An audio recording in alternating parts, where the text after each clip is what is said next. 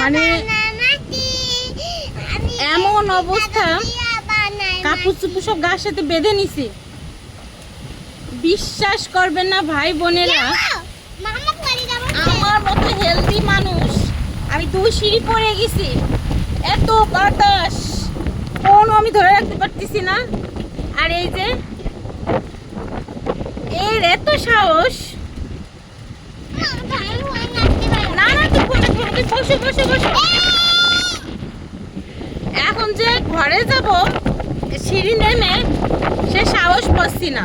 কেন এইখানে আগলা, না না তুমি যাও না যাও না, কেন জানি মনে হচ্ছে যে যদি ঘরে যেতে যাবো নামলে মনে হয় পড়ে যাব, এমন অবস্থা।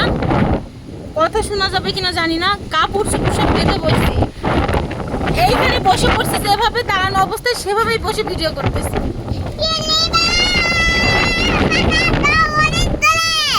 অনেক জোরে বাতাস দেবে? এই মেয়ে কি বলে যে অনেক জোরে বাতাস দাও? এর অনেক সাহস। টিনা যত ভীতু তুমি তত সাহস। তবে ফিলিংসটা কিন্তু অসাধারণ। তোমার পা কাঁপে বাতাসের পা কাঁপে। অনেক সাহস। ঘুরে ঘুরে যদি চারিদিকে দেখাইতে পারতাম।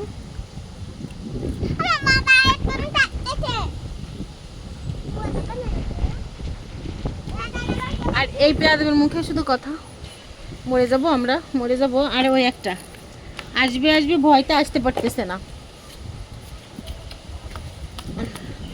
দরজা দিয়ে আসতো। কেমন লাগতেছে? বৃষ্টি পড়তেছে, হালকা হালকা ভিজতেছি, বাতাস হচ্ছে, মারাত্মক পরিমাণে ভালো লাগতেছে। মনটা একটু খারাপ ছিল কিছু কিছু কারণে, আসলে মনটা ভালো হয়ে গেল। যাদের আমরা আপন ভাবি তারা আপন না। আপন আসলে কেউই না, কেউ আপন না। এই যে টুনার প্যান অটো উড়ে যাচ্ছে তাই বলতেছে। যেটা বলতেছিলাম, আসলে আপন আমাদের কেউ না। আমরা যাদেরই আপন ভাবি তারা আসলে আপন না। প্রত্যেকটা মানুষের সাথে মেশার আসলে একটা সীমা আছে, লিমিট থাকা দরকার। সেটা আজকে বুঝে গেলাম যে আসলে আমরা যতই আপন ভাবি বা আপন বলি, আপন আসলে কেউ হয় না, নিজেই নিজের আপন, তাছাড়া আপন না। আমি সাবধানে বাবা।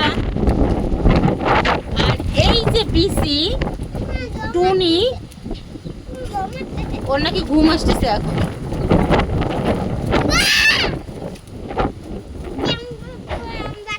আর বসে থাকা যাবে না, এবার সিরিয়াসলি বৃষ্টি পানি পড়তেছে, ভয় ভয় লাগতেছে। সবাই ভালো থাকবেন, সুস্থ থাকবেন। আর আজকে আমরা যে রিস্কটা নিলাম, এরকম রিস্ক আর কেউ নেবেন না। আমি তো নেক্সট টাইম নিব না। আমি আল্লাহ হাফেজ বলে দাও।